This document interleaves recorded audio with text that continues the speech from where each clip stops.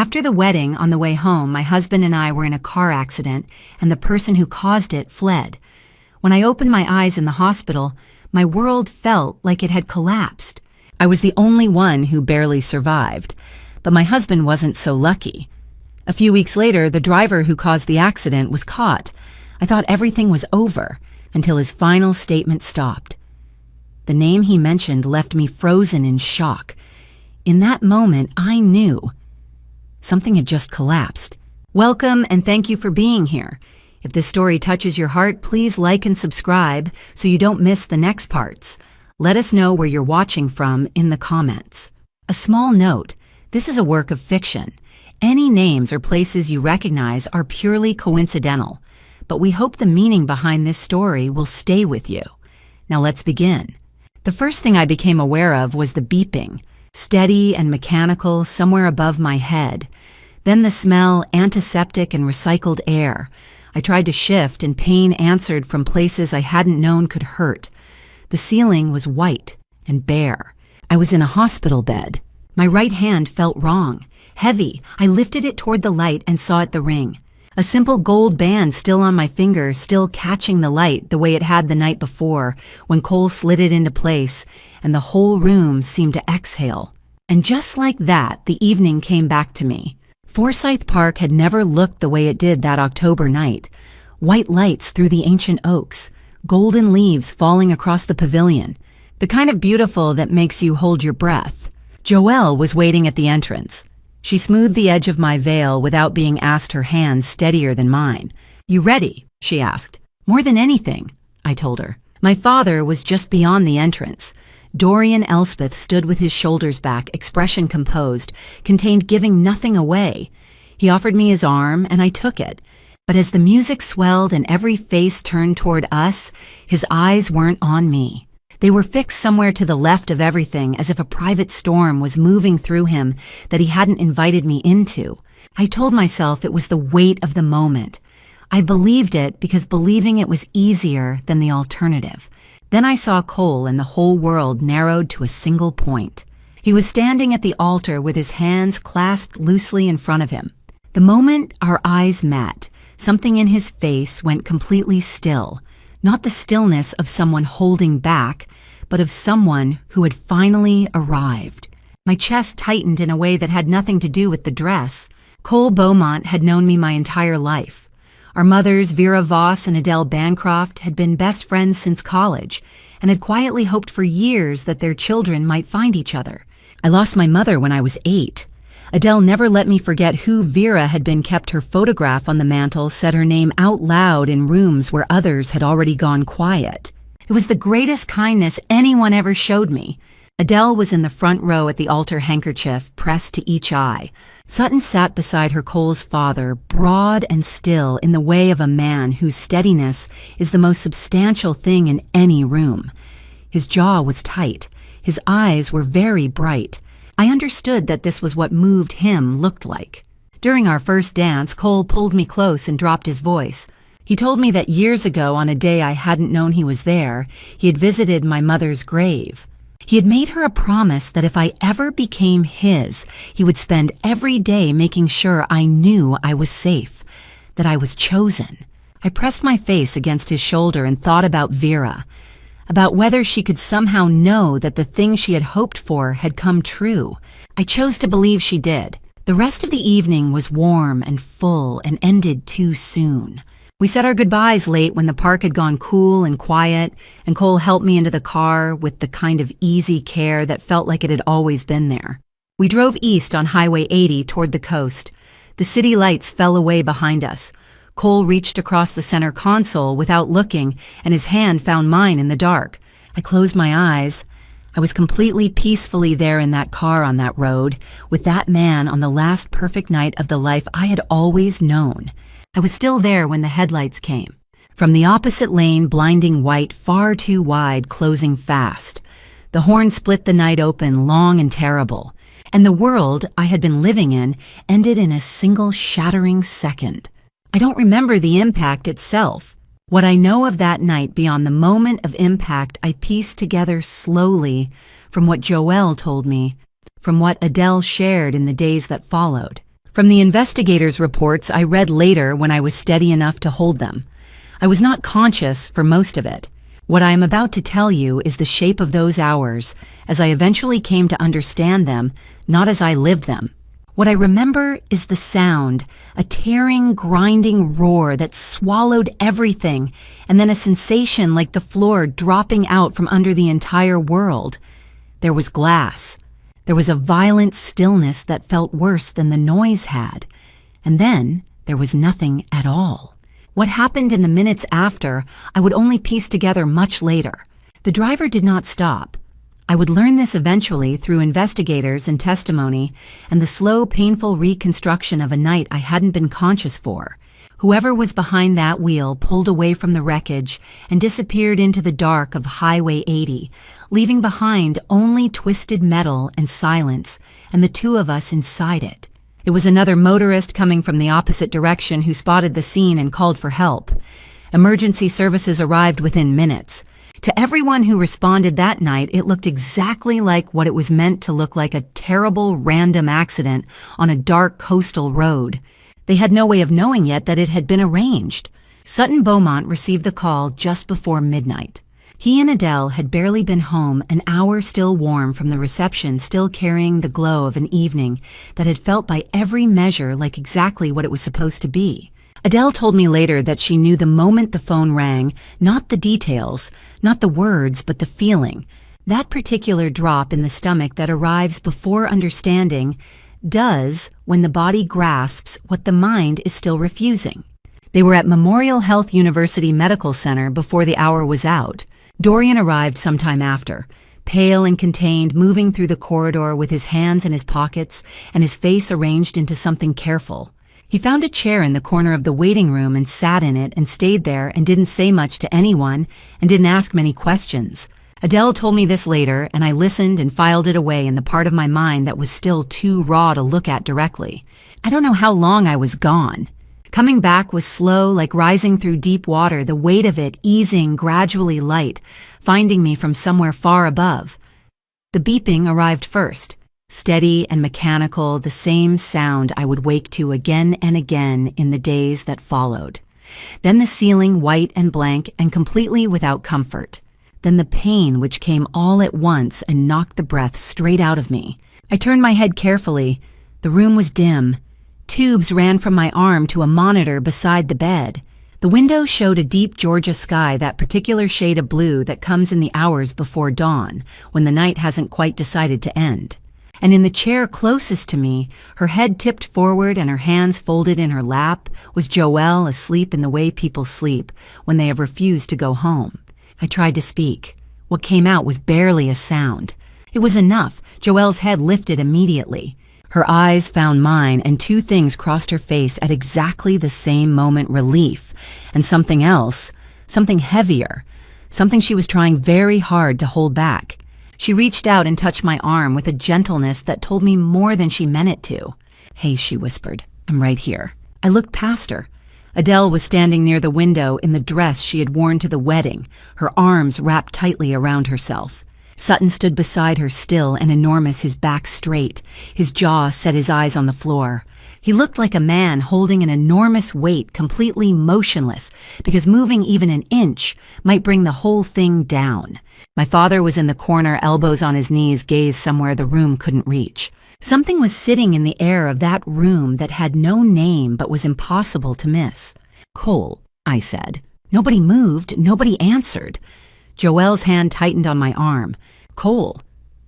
Louder this time, and I heard it in my own voice, the fracture beginning the way the word bent slightly at the end, like it was already bracing for what came next. Adele crossed the room, slowly, the way you move when each step requires a decision. She sat on the edge of my bed and took both my hands in hers, and I felt immediately that her hands were shaking. Adele, who had held herself together through everything I had ever witnessed, whose steadiness had been a constant I had leaned on without ever thinking to name it, her hands were shaking against mine. I looked at her face, and I already knew. The body understands some things before the mind will allow them. A cold and absolute knowing had moved into my chest and settled there heavy and permanent before she had opened her mouth to say a single word. "Sarah, sweetheart." Her voice broke on my name.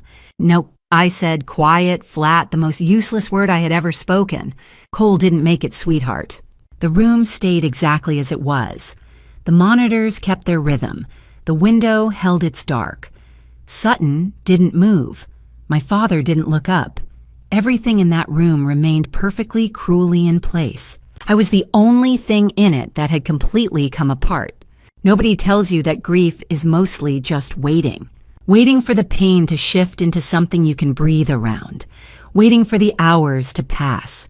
Waiting to feel like yourself again while somewhere in the back of your mind you already suspect that the version of yourself you're waiting for no longer exists. The hospital days blurred into each other the way days do when there is nothing to distinguish one from the next except the changing of the light through the window. Morning. Afternoon. Evening. The same beeping, the same ceiling, the same dull ache that lived somewhere behind my sternum and never fully let go. People came. They always do in the beginning. They brought flowers and food and words that were meant to help and didn't. They said things like, "Everything happens for a reason and he's in a better place, and time heals," which might be true in the long run but lands like nothing at all when you are 4 days out from losing the person you built your future around. I listened to all of it with the same expression and said thank you and meant none of it. And I think most of them understood and came anyway because that is what you do. Joelle didn't say much. That was how I knew she understood. She slept in the chair beside my bed every single night without being asked, without making it a conversation, without once suggesting that she needed to go home and sleep in her own bed. She was simply there when I closed my eyes and there when I opened them, and in those first terrible days, that was the most valuable thing anyone offered me. My father came every afternoon. He would arrive, ask how I was feeling, settle into the chair by the window, and sit there looking out at whatever stretch of savanna sky the window offered. He didn't talk much. He never had been a man of many words, but this was different. This was a silence with texture to it, a silence that seemed to be working very hard at being nothing more than silence. I was too hollowed out to pull at it.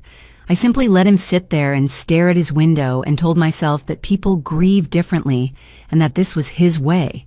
Renata and Iris came on the third day. Renata swept into the room ahead of her daughter, already crying loud, gasping sobs that filled every corner of the space and drew the attention of the nurse in the corridor. She took my hands and told me she was so sorry that she couldn't believe it, that life was so cruel and so unfair, and she said all of it with the kind of feeling that seemed entirely genuine. I had no reason then to think otherwise. Iris stood behind her mother near the door. She was dry-eyed. Completely still, her hands clasped loosely in front of her, her face arranged into something that resembled grief, the way a photograph resembles a living thing, technically accurate, and somehow entirely missing the point. She met my eyes once briefly and said she was sorry for my loss in a voice that was perfectly even. Then she looked away. I told myself she was simply someone who didn't show emotion easily. There are people like that. I had grown up with one of them sitting at our dinner table. I filed it away and let it go because I had nothing left over for anything that wasn't survival. Bette Sinclair came on the 4th day.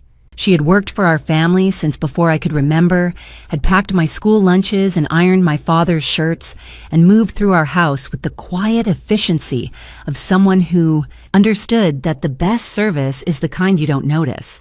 She was 60 years old and had never once in all the time I had known her made anything about herself.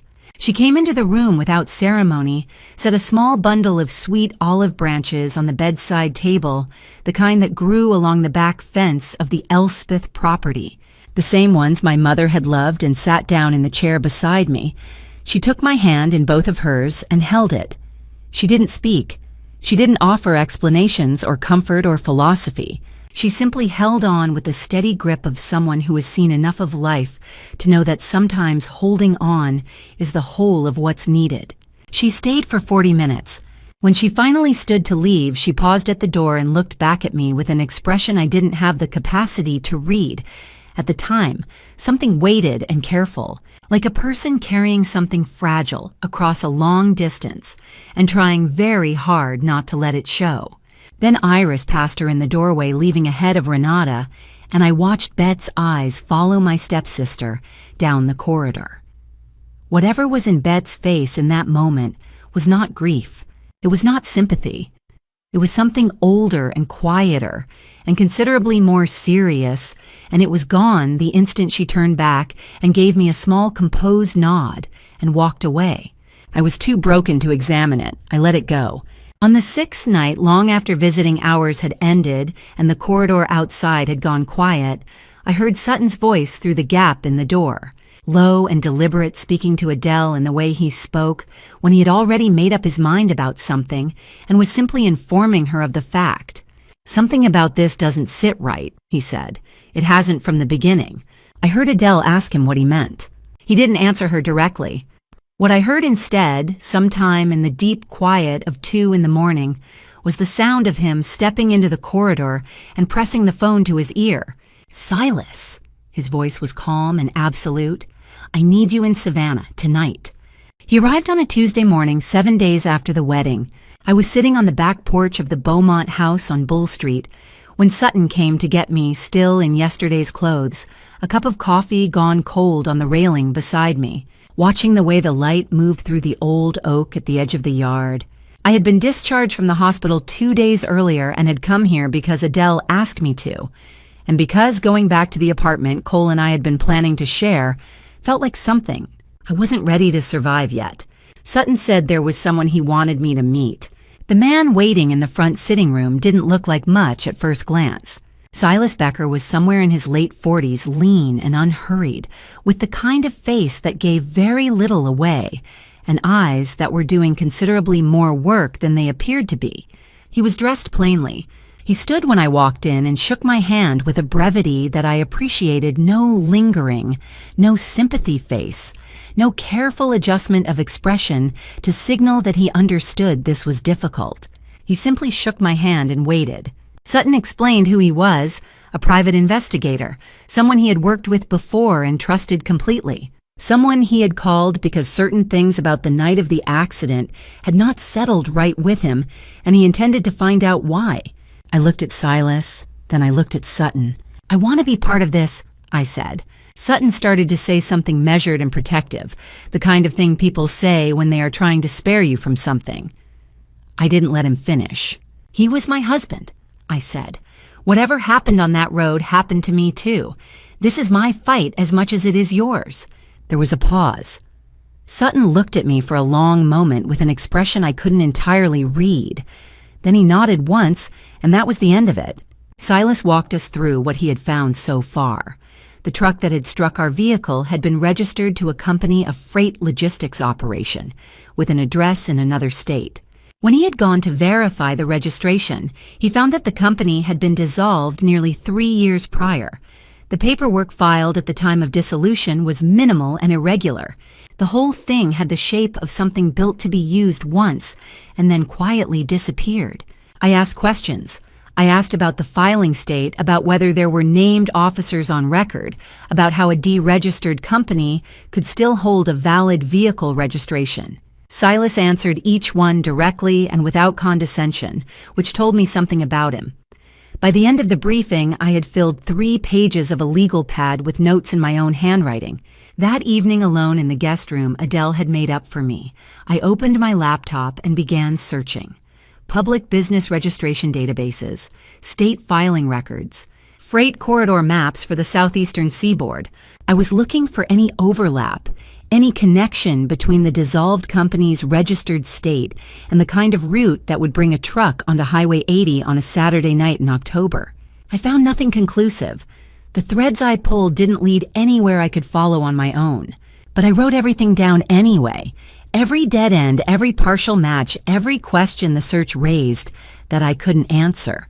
I wrote it all down in the same legal pad, and I brought it to Silas the next morning before he had finished his first cup of coffee. He looked through my notes without speaking, turned each page carefully, didn't dismiss a single line. It was also that morning that Detective Sam Whitaker from the Savannah Police Department came by the house.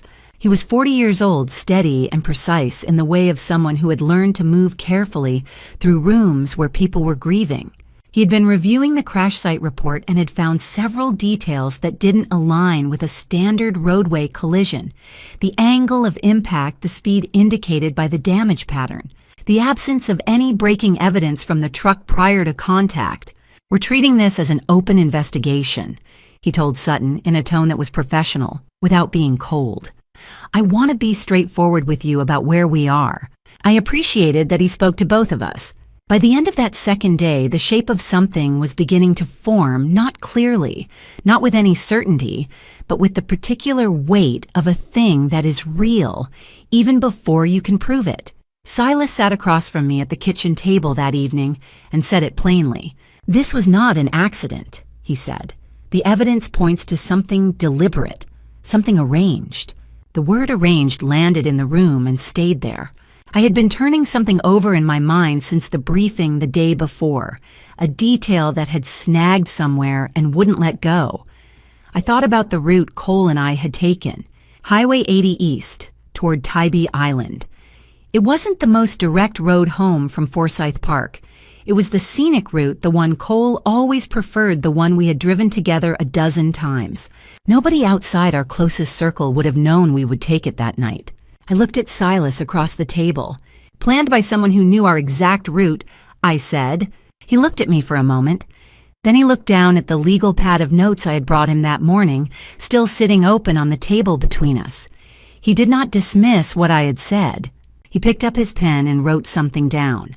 Moving into the Beaumont house on Bull Street was not a decision I made so much as a thing that simply happened the way certain things happen in the aftermath of catastrophe, not chosen exactly, but accepted because the alternative required more of yourself than you currently had to give. Adele had made up the guest room without being asked. Fresh linens, a lamp on the nightstand, a glass of water. The small practical kindnesses of a woman who understood that what I needed most was not to be fussed over, but to have somewhere to put my feet that felt like it would hold. I was not resting. I want to be clear about that. I was at the kitchen table every morning with my legal pad and my notes and whatever Silas had shared the previous day, working through the timeline the way you work through a problem you are determined to solve. But I was also watching.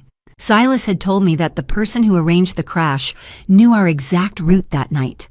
That knowledge lived inside me now like a splinter, specific, located, impossible to stop pressing against. My father came by on the third afternoon. He arrived with coffee from a place on Drayton Street, the kind of gesture that was entirely characteristic of him, thoughtful, in the small, practical way, without requiring anything in return. We sat on the back porch and he asked about the investigation in the careful peripheral way of someone who wants to seem interested without getting close to the center of something. Every time I brought Silas's name into the conversation, every time I mentioned the truck registration or the shell company or the camera footage, Dorian shifted. Not dramatically, not in a way I could have pointed to and named. He would redirect to the garden or to something Adele had said or to a memory of Cole that was completely genuine and completely beside the point. I watched his hands while he talked. I wrote it down afterward. Dorian changes subject when investigation mentioned. Eyes move left. Holds mug tighter. I did not know yet what to do with it. Renata and Iris came the following morning. This visit was different from the hospital. There, Renata had swept through the door with her grief fully expressed and impossible to ignore. Here in the more composed setting of the Beaumont sitting room, she was subdued, appropriate, careful, the picture of a stepmother navigating a difficult family moment with sensitivity. She asked about my recovery. She asked about the investigation in a tone that was precisely calibrated to sound concerned without sounding curious. She stayed 40 minutes and said nothing that I could pull at afterward. Iris said less. She sat in the chair nearest the door, which I noticed, and watched the room with that particular quality of attention. She had not engagement, not interest, but inventory, as though she was cataloging what was present and what was not. She expressed condolences that were grammatically correct and emotionally inert. When Renata stood to leave, Iris stood with her. After they had gone, Joelle came and sat beside me on the sofa. "I need to tell you something," she said. I've been trying to figure out when to say it. She had been at the wedding the entire evening. She knew the venue, knew the layout, knew where people had been standing at various points throughout the night. And in the final 20 minutes before Cole and I had said our goodbyes and gotten into the car, she'd gone outside for air, the side terrace, the one that looked out over the park, and standing at the far end of it, partially screened by one of the old oaks, was Iris' phone pressed hard against her ear, speaking in a voice low enough that Joelle couldn't make out the words, but sharp enough that she could read the posture. Tense, urgent, the body language of someone who needed the call to go a particular way. "Did you see who she was talking to?" I asked. "No," she had her back to me. When she heard me come out, she hung up and walked back inside without looking at me. "What time was this?" Joelle thought. "Maybe 15 minutes before you two left." I sat with that. That evening I called Iris. I kept my voice easy. I asked how she was holding up, whether she was sleeping, whether there was anything she needed. I listened to her answers the way Silas had taught me to listen to things not for what was said, but for what was arranged around it. Her responses were smooth, practiced almost. She asked the right questions in the right order. And then near the end of the call, she said, "How is the investigation going? Are they making any progress? Not how are you holding up? Not is there anything I can do? The investigation." That was the thing she wanted to know about. I told her nothing had been confirmed yet. I kept my voice even. I said goodnight and I set the phone down on the kitchen table and I looked across at Joelle, who had been watching my face the entire time. "She asked about the investigation," I said. "Not about me." Joelle was quiet for a moment. "What does that mean?" "I don't know yet," I said. "But I'm going to find out."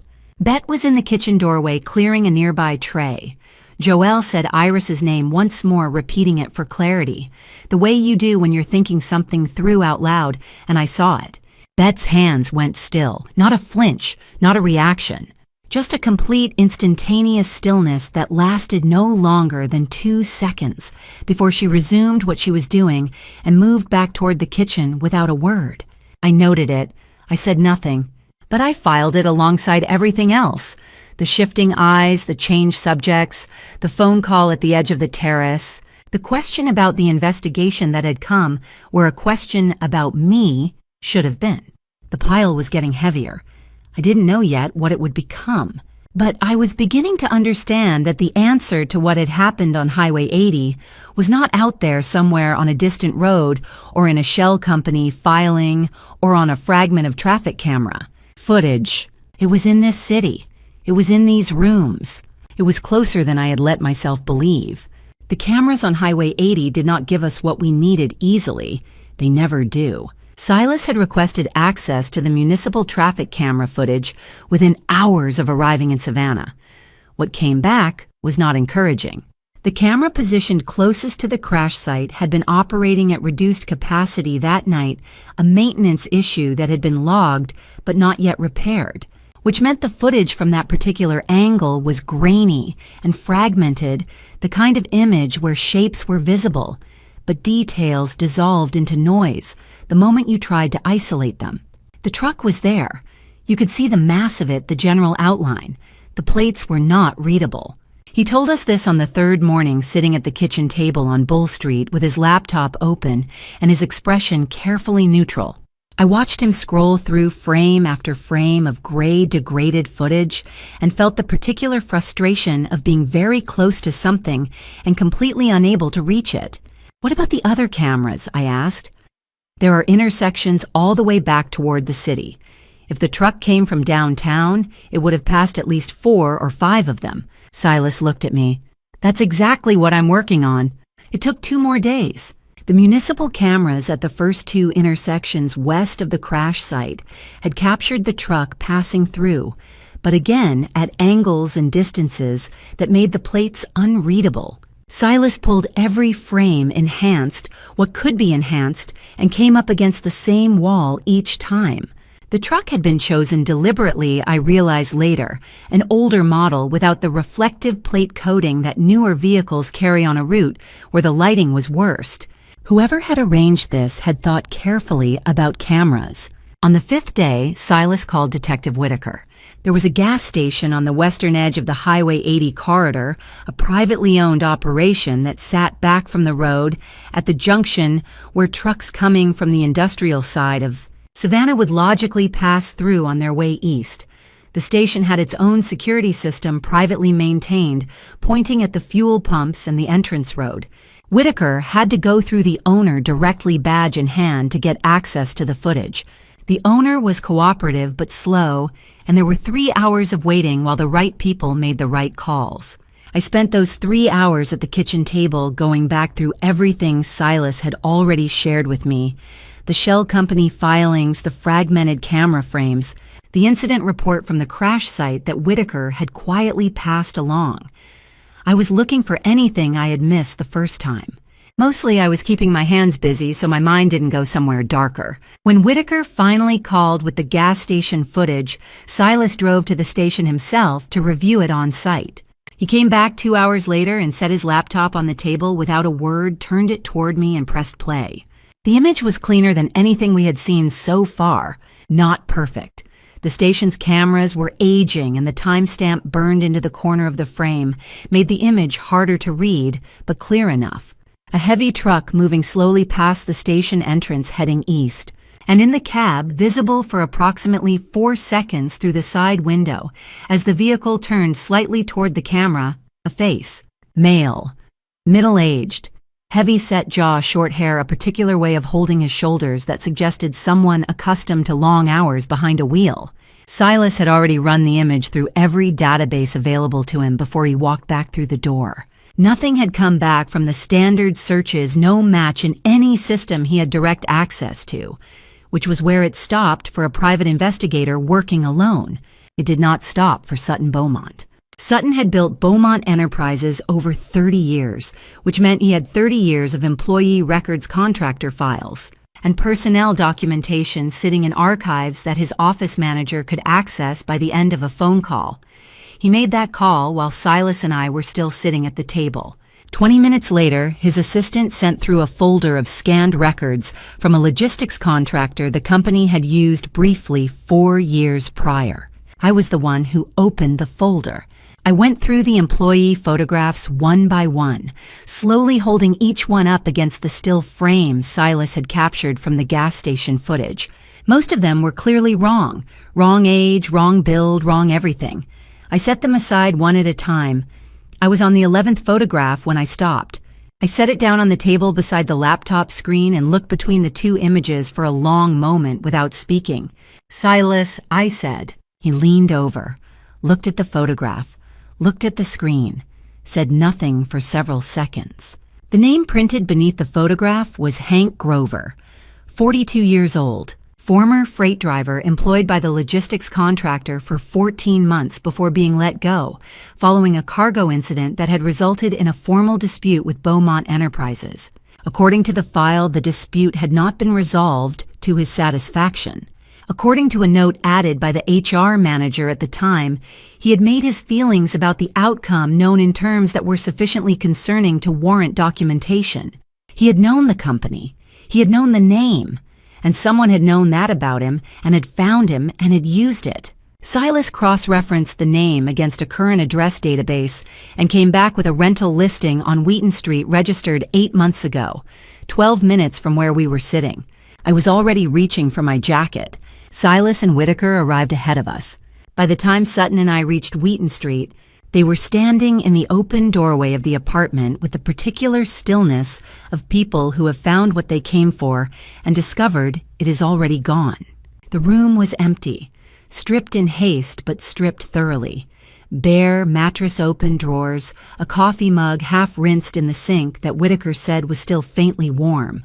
Grover had left within the last few hours. Someone had warned him. I stepped inside without asking permission. The main room gave me nothing, neither did the kitchen. But the dresser against the wall caught my attention. 3 drawers hanging open in the chaos of a fast exit, and one, the bottom one, pushed carefully shut. In a room where everything else had been left mid-motion, that single closed drawer sat wrong. I crouched down and pulled it open. Empty, except that it wasn't because the drawer caught at the back, and when I ran my hand along the interior, I felt it. Something flat and rectangular wedged into the gap between the casing and the back panel. A prepaid phone, cracked screen gas station brand bought with cash by someone who didn't want a record. I pressed the power button. One contact saved. No name, just a number. I photographed the screen carefully before I handed it to Whitaker. He looked at the image, then at me. "Good eye," he said. I didn't answer. I was thinking about who that number belonged to and why Hank Grover had thought it was worth hiding before he ran. I only learned what happened next much later through testimony, through evidence, through the slow and painful process of reconstructing a night I hadn't been present for. But I have thought about it enough times that I know how it must have gone. I will tell it the way I understand it now from the other side of everything. Brunswick, Georgia sits about an hour south of Savannah on Interstate 95, close enough to feel like the same world, far enough to disappear into if you move quickly and don't leave a trail. Hank Grover had moved quickly. He checked into a motel off Highway 17 sometime in the early hours of the morning, paying cash at the front desk for a room at the end of the row. The kind of room that faces the parking lot and has a bolt on the inside of the door that you can throw without thinking about it. He would have sat in that room for a while, I think, working through the math of his situation. He had done what he had been paid to do. The money had come through before the job the way it always did in arrangements like this, one clean and untraceable, through the intermediary account he used for work he didn't advertise. But now the people who had hired him had a problem, and a problem like that had a way of becoming his problem too if he wasn't careful. He had seen enough of how these things work to know that when investigation started, the person at the bottom of the chain was always the first one to be handed over. He wasn't going to be handed over. Somewhere in those first hours in that Brunswick motel room, Hank Grover made a decision. He picked up the prepaid phone, not the one we had found in the apartment on Wheaton Street, but its pair, the matching device he had kept for exactly this kind of moment. And he sent a message to the only number he had for the person who had arranged his payment. The message was short. The number was not. $180,000. That was what his silence was worth, he had decided.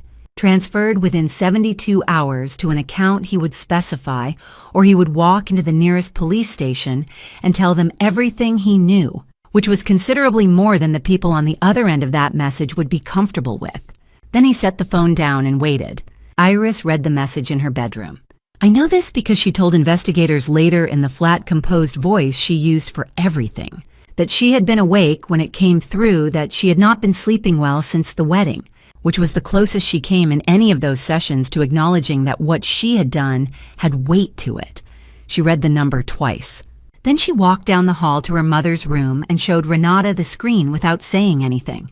Renata read it again, set the phone down on the nightstand, and pressed both hands flat against the surface of the bed and breathed. They went to Dorian that same night. It was late past midnight when they knocked on his study door. My father had always been a man who kept unusual hours, who did his clearest thinking in the silence after the rest of the house had gone quiet. He would have been at his desk when they came in. He would have looked up from whatever he was doing and read something in their faces before either of them spoke. Renata laid it out for him. All of it, the arrangement she and Iris had made, the money that had moved the man they had hired, and what he had been hired to do. I don't know exactly how long it took her to say it all or what my father's face did while she spoke. What I know is that when she finished, he didn't respond immediately. He sat in silence for 2 hours. I have tried to imagine what moved through him during those 2 hours. Whether he thought about Cole, about the young man who had known his daughter since childhood, who had loved her with a patience and a steadiness that Dorian himself had never quite managed.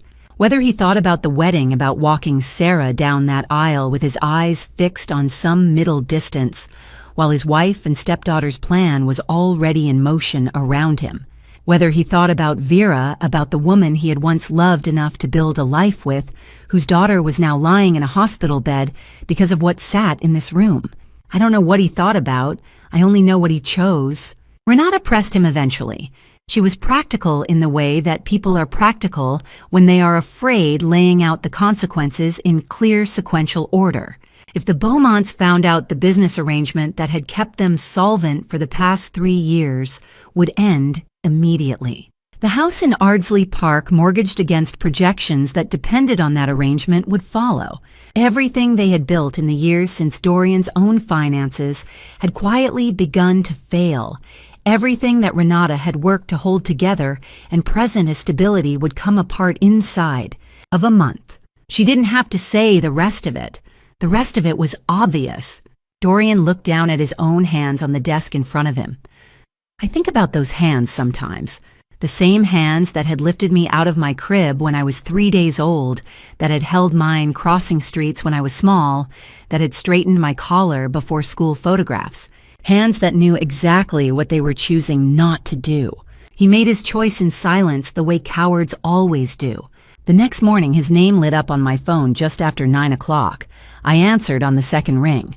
He asked if I had eaten. He asked if I had slept. He said he was thinking about me and that he would come by later if I was feeling up to a visit. His voice was perfectly steady, warm, in the careful, measured way it always was, giving nothing away, asking for nothing in return. I told him I was managing. I told him I would see him later. I didn't know then what the night before had cost him to perform that phone call. I didn't know that while I had been lying awake in the Beaumont guest room running through camera footage and Shell Company records and the single saved number on a prepaid phone. My father had been sitting in his study, choosing with full knowledge and clear eyes to let me drown. I had been watching Bet for days. Obviously not the way you watch someone when you want them to know you're watching.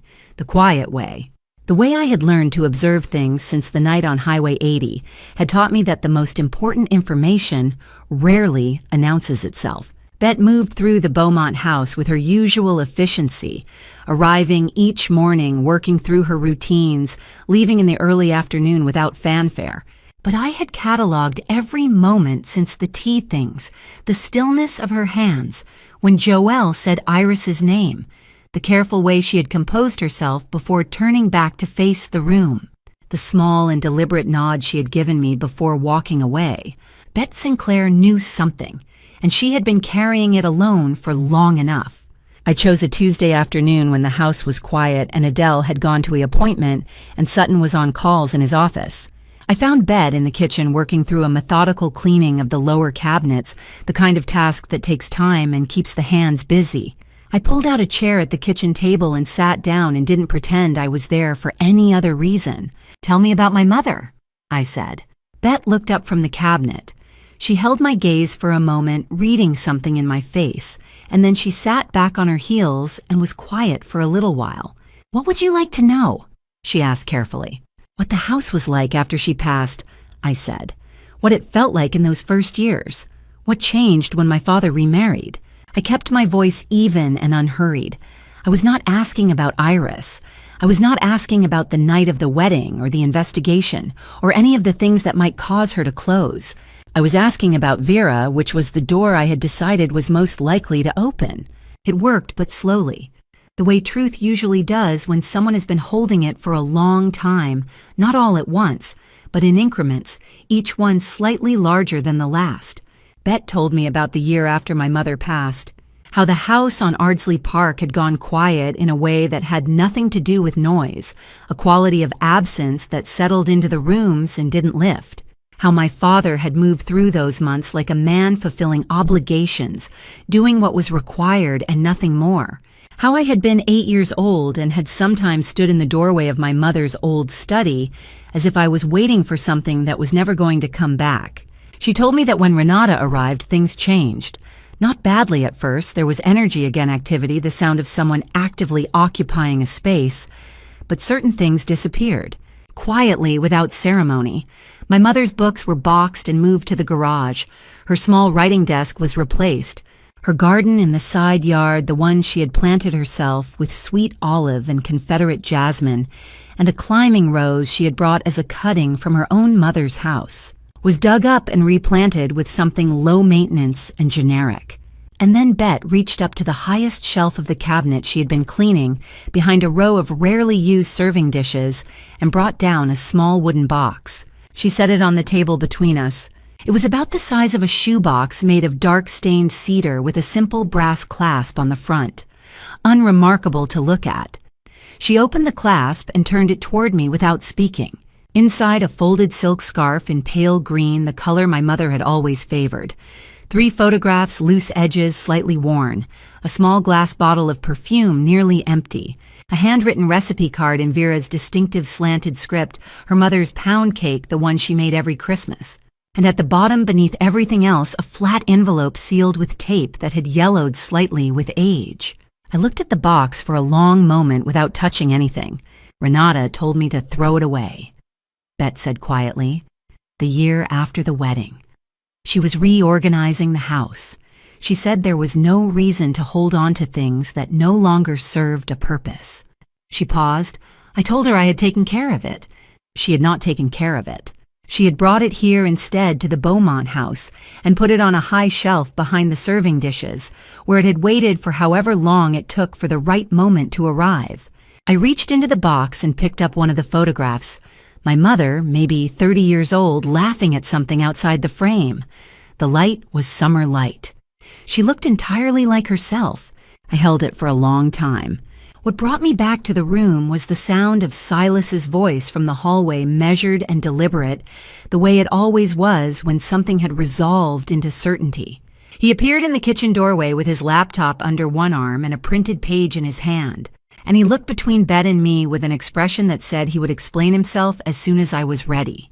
I nodded at him to go ahead. He set the printed page on the table, a bank transaction record formally formatted with account numbers and routing information, and a transfer date printed clearly at the top. The number at the center of the page was $75,000. Silas had traced the prepaid phone number through 3 layers of accounts before the chain resolved.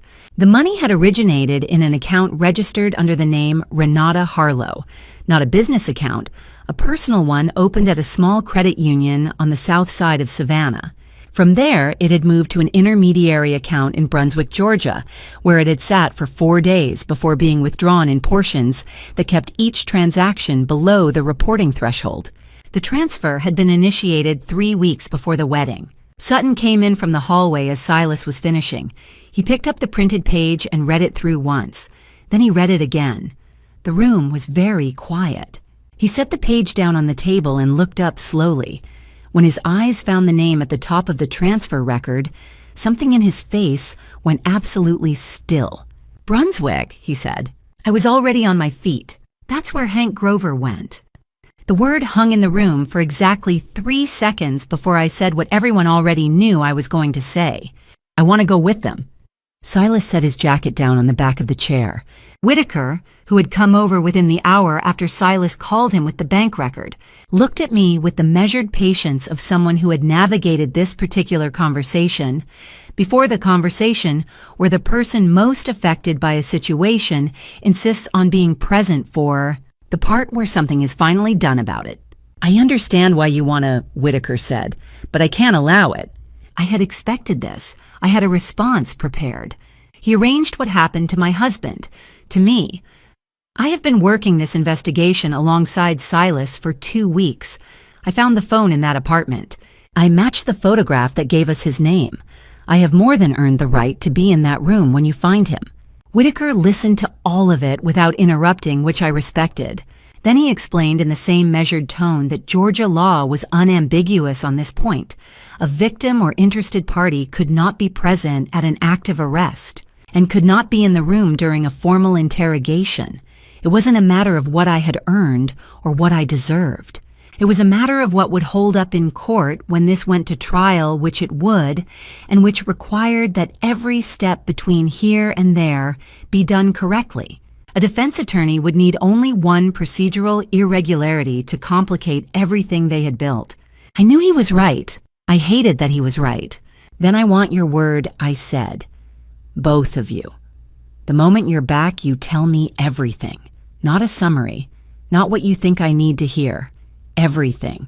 Silas looked at me steadily. "You have my word." Whitaker nodded once. That was enough. I watched their cars pull away from Bull Street, and then I went back inside and did the only thing I could think to do, with 2 hours and an excess of adrenaline that had nowhere useful to go. I cleared the kitchen table completely and spread everything out across it. My legal pads, 4 of them now filled front and back with notes in my own handwriting. The photograph I had taken of the prepaid phone screen printed out and annotated in the margins. A timeline I had been building privately since the first night in this house, charting every piece of information we had gathered against the dates it corresponded to, looking for gaps and overlaps and the places where the shape of things revealed something the individual pieces didn't. I went through all of it again from the beginning. I was looking for what I had missed. There is always something in any investigation that the people closest to it overlook precisely because they are too close, some detail that sits in plain sight and goes unread because it doesn't match the shape of what you expect to find. I read every page slowly. I checked every date against every other date. I followed every thread back to its origin point and then forward again to wherever it currently ended. By the time Silas's car turned back onto Bull Street, I had been at that table for just over 2 hours, and I had not found what I was looking for. But I had found something else, a small discrepancy in the timeline around the wedding rehearsal dinner, a detail about my father's schedule that week that didn't quite align with what he had told me afterward. I wrote it down in the margin of the fourth legal pad and drew a circle around it and told myself it was probably nothing. Silas came in through the kitchen door. He sat down across from me without taking his jacket off, which told me he wasn't planning to stay long, and he looked at me in a way that said he remembered his promise and intended to keep it. He told me everything. They had found Hank Grover exactly where the motel registration placed him, room 11, end of the row, facing the parking lot, bolt, thrown on the inside. It had taken Whitaker's badge and a local Brunswick officer to get the motel manager to confirm the registration without tipping anyone off. When they knocked, there was a pause long enough to make Silas wonder if Grover had a secondary exit he had scouted in advance. Then the bolt slid back and the door opened, and the man standing in the frame looked exactly like someone who had been waiting for this knock since the moment he left Savannah. He did not resist. He came with them quietly, the behavior of a man who had already calculated that cooperation was his best remaining option. At the Savannah Police Department on Habersham Street, with a public defender present and the recording running, Hank Grover did not speak immediately. Silas told me there had been a pause, a long one. Grover sat there with his hands folded on the table, eyes lowered, saying nothing while his attorney spoke for him. There were terms discussed, conditions, what he was willing to provide and what he expected in return. Only after negotiating reduced charges in exchange for full cooperation did he begin to talk. He had been approached 4 months before the wedding. The contact had come through a channel connected to his work history, someone who knew about the Beaumont cargo incident, who knew about the dispute that had followed, who knew that he carried a grievance and needed money and had a particular set of skills that could be useful. That someone was Iris Elspeth. The money had come from Renata Harlow, $75,000 through the intermediary account, with the remainder promised on completion. He had been given the car's details, the likely route, the timing. He had been told that the job was the car. He confirmed when Whitaker asked him directly that he had known there were 2 people inside. He said it without looking up from the table. When Silas finished, the kitchen was very quiet. Iris or Renata? I turned the names over in my mind and felt the full weight of them for the first time, not as suspects in an abstract investigation, but as people I had known my whole life. People who had sat in the front row of my wedding. People who had come to my hospital room and held my hands and said they were sorry. Whitaker had issued a warrant for the Elspeth residence. I sat with that information and let it settle. And then quietly, underneath everything else, something else began to move. Not a thought, yet not anything I could point to. Just a feeling. A cold and shapeless dread that had my father's name attached to it, though I had no reason yet that I could have written down and shown to anyone. I pulled the fourth legal pad toward me, looked at the circled note in the margin. I didn't know yet what it meant, but I was beginning to wonder. The photograph was small, 8 inches by 10, printed on plain office paper, the edges slightly crooked as if whoever printed it had done so in a hurry. Silas set it on the dining room table at the Beaumont house without ceremony, without preamble. He simply placed it down and took a step back. I stared at it. My father's face stared back. He was sitting at a corner table inside a coffee shop I recognized immediately, the one on Abercorn Street, with the dark green awning and the hand-lettered chalkboard menu in the window. I had walked past that place 100 times. I had bought coffee there on my way to see Cole. The chair my father sat in faced the door the way he always preferred. His hands were wrapped around a ceramic mug. He looked relaxed. Across from him sat a man I did not recognize. A thick-necked man in a gray jacket, heavy at the shoulders, a baseball cap pulled low. "Who is that?" I asked, though some part of me already understood. Silas said, "Hank Grover." The room went quiet. 6 weeks before the wedding. Whitaker added, pulling out a second sheet of page from Hank's statement. Grover disclosed the meeting voluntarily once he understood cooperation worked in his favor. He says Renata Harlow arranged the introduction, framed it to your father as a financial consultation, a man who handled certain kinds of sensitive logistics. Dorian Elspeth met with him for 40 minutes. I pressed my fingertip against the photograph, against my father's face. He knew who Hank was, I said. My voice came out steadier than I expected. Silas hesitated. Hank says your father recognized him from a prior Beaumont freight dispute. He knew the man had a record. He didn't ask Renata to explain further, not because he didn't notice, but because he chose not to. He didn't ask, I repeated. No. Adele was sitting across from me. I felt her reach for my hand. I did not pull away, but I also did not feel it. There was a numbness spreading from my sternum outward that had nothing to do with grief and everything to do with the cold, mechanical understanding of what it meant when a man chose not to ask the right questions. Is that enough? I asked. Is a photograph and a statement enough to— It's enough for a warrant, Whitaker said. But I want more before we move. Grover's statement is valuable, but he's also a man trying to reduce his own sentence. A good defense attorney will hammer that. We need something that doesn't run through him. Then we find something that doesn't run through him, I said. Silas turned to look at me directly. Sarah, I know the house, I said. I know where my father keeps things. I know every room in that house on Ardsley Park. You can't walk in there without a warrant, but I can. He's my father. I paused. That still means something legally, doesn't it? Whitaker and Silas exchanged a look that lasted 2 seconds too long. You're not law enforcement, Whitaker said carefully. Anything you observe in a private residence as a family member and then report to me voluntarily is a different matter than a search. I understand, I said. I'm going to visit my father. No one stopped me. I drove to the house on Ardsley Park alone. The familiar streets felt wrong in the way that a song sounds wrong when the key is slightly off everything almost right, and therefore worse for it. The live oaks arched overhead, their Spanish moss stirring in the October wind. The porch light was on. Betty's car was parked at the side. I had called ahead and told Dorian I wanted to see him. He had sounded pleased, relieved even. That relief made something tighten in my chest. He met me at the door.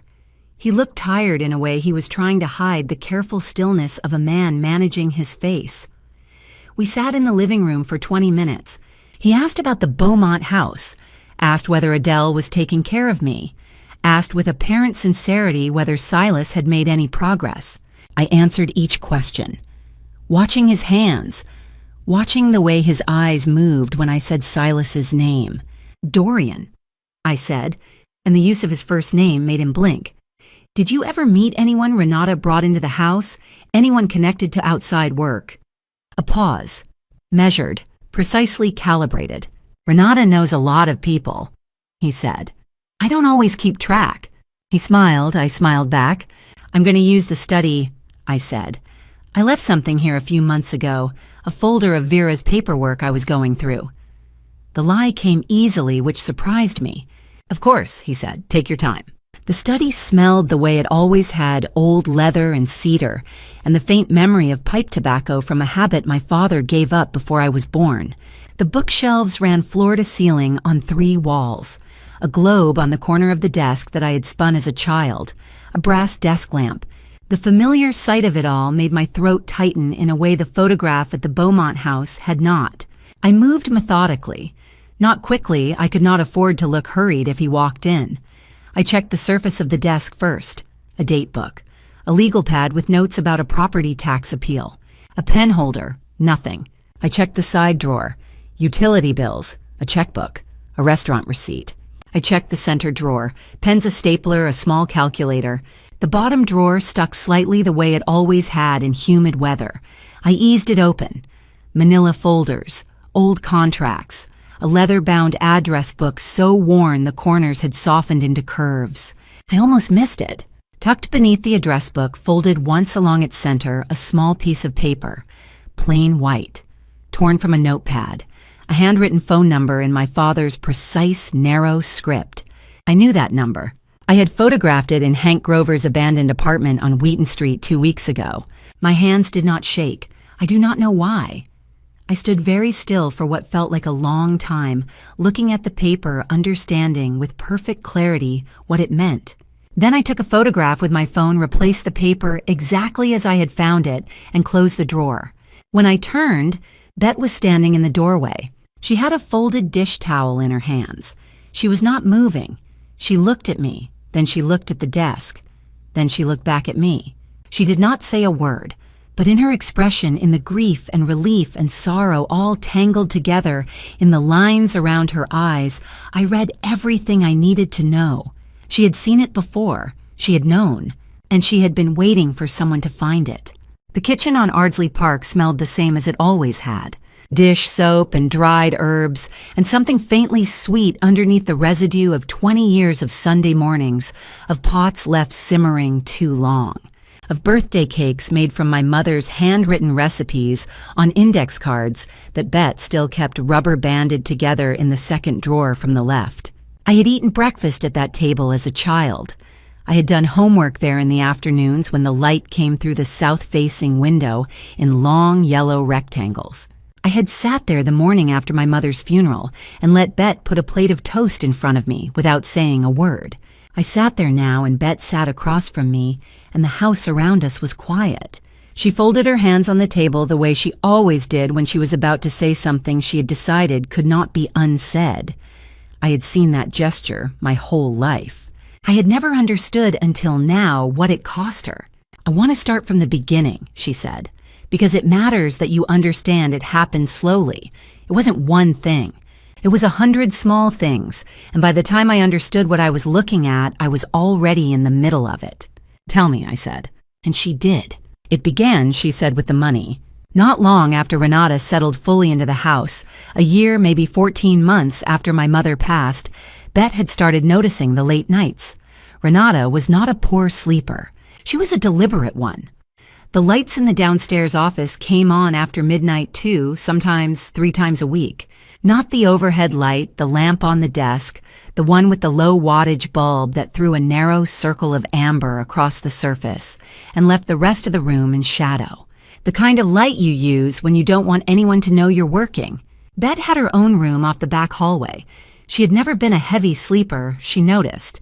Once passing the office door on her way to get a glass of water, she had glanced through the gap. Renata was at the computer, leaning close to the screen, one hand on the keyboard and the other holding a piece of paper covered in handwritten figures. She was moving money. Bet did not know how much or where.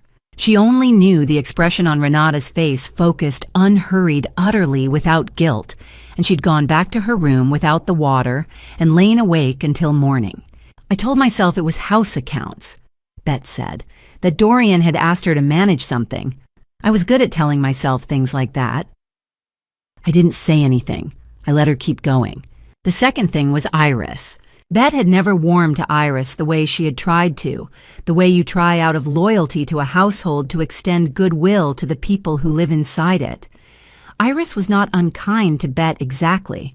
She was indifferent in the way that a person is indifferent to furniture. But there were moments, brief and unguarded, when something else surfaced, particularly around anything connected to me. She would ask about you, Bet said, not with concern, with calculation. How often you called, whether Cole had been to the house, what your father said about the wedding arrangements. She paused. I told her as little as I could without being obvious about it. She was keeping track, I said. She was always keeping track. The third thing was the warning. 6 months before the wedding, Bet had overheard a conversation between Renata and Iris in the sitting room. Not fragments this time, but full sentences. Because she had been dusting the hallway shelves, and neither of them had noticed the door was ajar. She had heard her own name. She had heard Renata say, in a tone as even and composed as someone reading from a list, that housekeepers who heard things they were not meant to hear had a way of losing more than their employment. "She never looked at me when she said it," Betty said. "She didn't need to. I understood." "You were frightened," I said. "I was terrified." She said it plainly without apology. "I have a sister in Macon and a nephew starting college. I have things I can lose. I want you to understand that I am not a brave person. I have never claimed to be, but you did something," I said. "I did one thing," she said, "because I didn't know what else to do with what I knew." She had a small digital recorder, one of the ones the size of a pen that she had originally bought to take notes on household inventory. After the warning, she had started carrying it in her coat pocket. Not every day, only on the days when something felt wrong. Only on the days when the late-night lamp came on or Iris came downstairs with that particular stillness in her face. Or Renata made a phone call with her back pressed to the far wall of the office, and her voice dropped too low. She had captured things. Conversations she didn't fully understand. A meeting Renata described on a call as having gone smoothly. A reference to Abercorn Street that meant nothing to her until now. A number spoken by Iris in a tone that made it sound like relief 180 followed by silence, followed by Renata saying, "That's his problem now." She had saved everything to a USB drive. She had carried it inside the lining of her coat for months, sewn into a small interior pocket with a needle and thread from my mother's old sewing box. "I didn't know who to give it to," she said. "I didn't know who to trust. Dorian was, I saw the photograph in the newspaper, the one from the coffee shop." She looked at her hands. I knew what it meant. I had known for a long time. I was very still. "Why didn't you go to the police?" "Because I was afraid of what Renata would do before the police could do anything at all." She looked up at me. "And because I needed to know that someone was already close enough to the truth that one more piece would matter." The kitchen was quiet. Bet reached into the inside pocket of her apron and set a small object on the table between us. A USB drive no larger than her thumb. The plastic casing was scuffed at one corner from months of being carried inside wool lining. "Your mother always said the truth deserves to be protected," she said, "so I kept it." I looked at the drive for a moment. Then I picked it up, stood, and walked to the window where the afternoon light was strongest. My phone was already in my hand. Silas answered on the second ring. I wasn't there when they came for them. Joelle was. She called me the moment they brought them out. Her voice low and unsteady in a way I had never heard from her before, because Joelle Prentice had always been the kind of person who stayed calm in a crisis and fell apart only after it was over. She was falling apart in real time now, and I sat on the edge of the bed at the Beaumont house with both feet flat on the floor and listened to every word. She had been parked 2 blocks down on Ardsley Park since 5:30 in the morning. She had not told me she was going. I found out later she had barely slept, had driven over in the dark, and had waited in her car with a thermos of coffee and the particular stubbornness of someone who has decided that a person she loves should not face something alone, even if that person is 40 minutes away and doesn't know she's there. The police arrived at 6:04, 2 unmarked sedans and a uniformed unit. Whitaker was in the lead car. They moved quietly. No lights, no sirens, the efficiency of people who have done this enough times to know that noise serves no purpose at 6 in the morning when the warrants are already signed. Dorian was in the kitchen making coffee when the knock came. Joelle could see the downstairs light through the front window. He opened the door still holding the mug. He saw Whitaker. He saw the badge. And before Whitaker could speak, before the warrant had been produced, before a single word about charges had been said, my father set his mug on the entry table with careful, deliberate calm and said, "I want you to know I had no part in this. Whatever my wife has done, she acted alone. I knew nothing. Joelle said she wrote it down in her phone the moment she heard it through the open window, word for word. She knew without knowing exactly why that it mattered. Renata came downstairs 2 minutes later. She was dressed. Joelle thought that was the detail that stayed with her, longest afterward that Renata was fully dressed at 6 in the morning, as though she had not been sleeping, or as though some part of her had been expecting this for days and had decided to meet it with her shoes on. She opened the door wider. She looked at Whitaker without flinching. "I'll make a full statement," she said. "I'll cooperate completely. My daughter had no involvement in any of this. She knew nothing." Whitaker said, "Ma'am, I need you to step outside." Renata stepped outside. Iris was the last one down. Joelle heard her before she saw her footsteps on the stairs, fast and uneven, the sound of someone jolted from sleep and still assembling themselves. She came to the doorway in a gray sweatshirt and bare feet, hair loose, and the moment she saw the uniforms on the front porch, she stopped cold. "What is this?" she said. Her voice had an edge to it that was not quite fear. It was something harder than fear. "What are you doing here?" Whitaker turned. "Iris Elspeth, I have a warrant for your arrest in connection with the incident on Highway 80 on No." The word came out flat and final. "No. You have the wrong person. You have nothing. Whatever he told you." She pointed toward the direction of the street, toward the unmarked cars, as if Hank were standing somewhere among them. "He is a liar. He is a man who got paid to do a job and is now trying to save himself by pointing fingers. I have never met him. I don't know what you think you have, but you are wrong. She was good at it. I want to be honest about that." Even hearing it secondhand through Joelle's voice, I could recognize the particular skill in it, the way Iris built her denial like a structure methodical and load-bearing, each sentence leaning against the next. The indignation was real enough that someone who didn't know her might have believed it. Whitaker held up the warrant and waited for her to finish. She didn't finish easily. "You cannot do this," she said, her voice climbing now. "Do you understand who my family is? Do you understand who the Beaumonts are and what they're trying to do? This is targeted.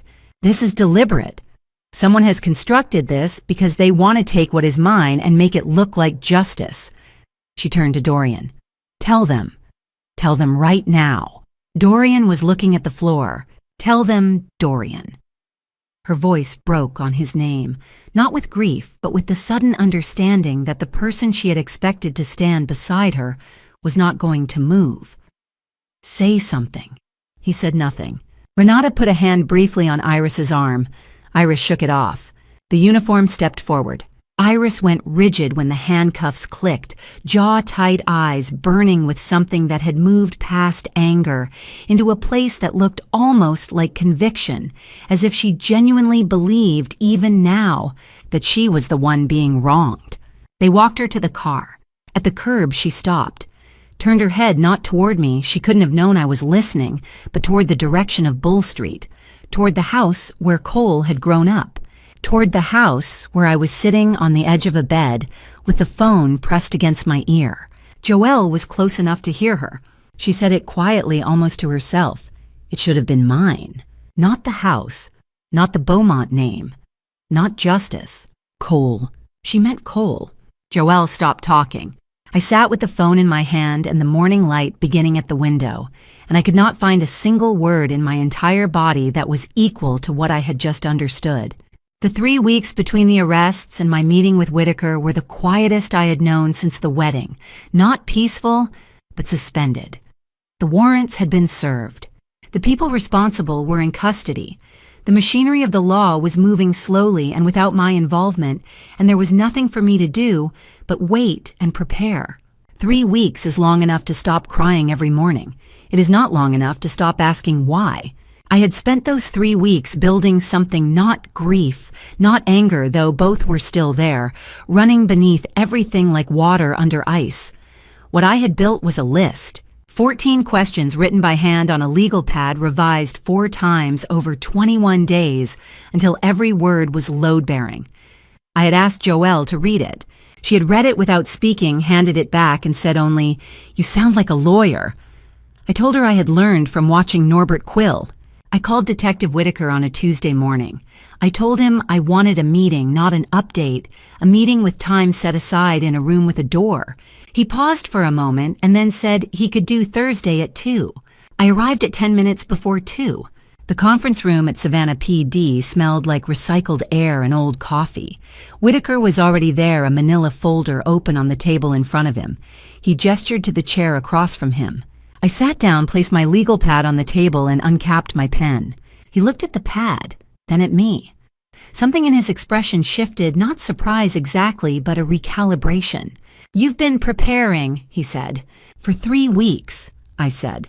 "Start wherever you're comfortable. I'll tell you when I have a question." I watched him decide in real time to stop treating me like a victim and start treating me like someone who had earned the right to be in that room. He closed the folder, folded his hands over it, and began. Iris had been questioned over 2 separate sessions, the first within 24 hours of the arrest, the second 4 days later, after her attorney had advised her to cooperate partially in exchange for consideration on the sentencing recommendation. She had not confessed to the operational details. Those she left to Renata, and Renata had covered them with the thoroughness of someone who had long ago decided that her own freedom was a secondary concern to her daughter's future. But Iris had talked about the why. She volunteered it, Whitaker said. We didn't press her on motivation. She brought it up herself about 40 minutes into the first session, like she needed someone to understand. "What did she say?" I asked. He opened the folder and read from the transcript, his voice flat and procedural, which somehow made it worse.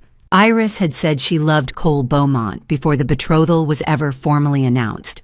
Not as a child loves a family friend.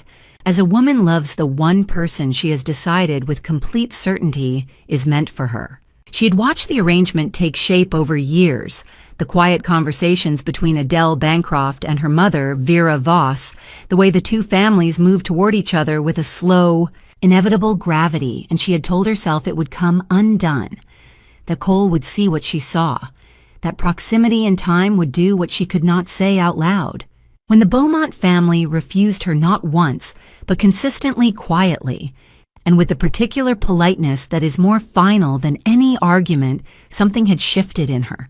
She used the word repositioned, Whitaker said, glancing up from the transcript. She said her understanding of what was fair got repositioned. I wrote the word down. I stared at it. "Keep going," I said. She had told the investigator that I had been handed everything without reaching for it.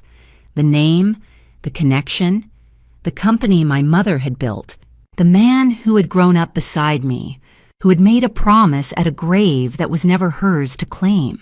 She had said it without rage, which Whitaker noted in his own report as more unsettling than if she had screamed. She said it the way someone states a mathematical fact. You were given the sum. I was never given the equation. I set my pen down. She actually said that, I said. It was not a question. Word for word, Whitaker said. I looked at the wall behind him for a moment. There was a window there, high and narrow, and through it a rectangle of November sky gray, and even and entirely indifferent to everything happening in this room. I breathed through it. I had promised myself I would not fall apart in this building, and I kept that promise. But it cost me something. Did she say anything about wanting the company? I asked. Vera and company specifically. Whitaker turned a page, then another. I watched his finger move down the transcript. Not by name, he said slowly. But she said, he found the line. She said that your mother had built something that should have stayed in the family. That when a woman like Vera Voss creates something from nothing, the people who carry her blood should be the ones to carry it forward. He looked up. Then she stopped. Her attorney put a hand on her arm. The room was very quiet. She stopped. I said because she was about to say something that implicated her in another crime. Whitaker met my eyes. He did not confirm it. He did not need to. Did she say anything else about an inheritance? I asked. About my mother's estate, specifically, assets, a will, anything. He flipped to the second session transcript, scanned, stopped. Actually, yes.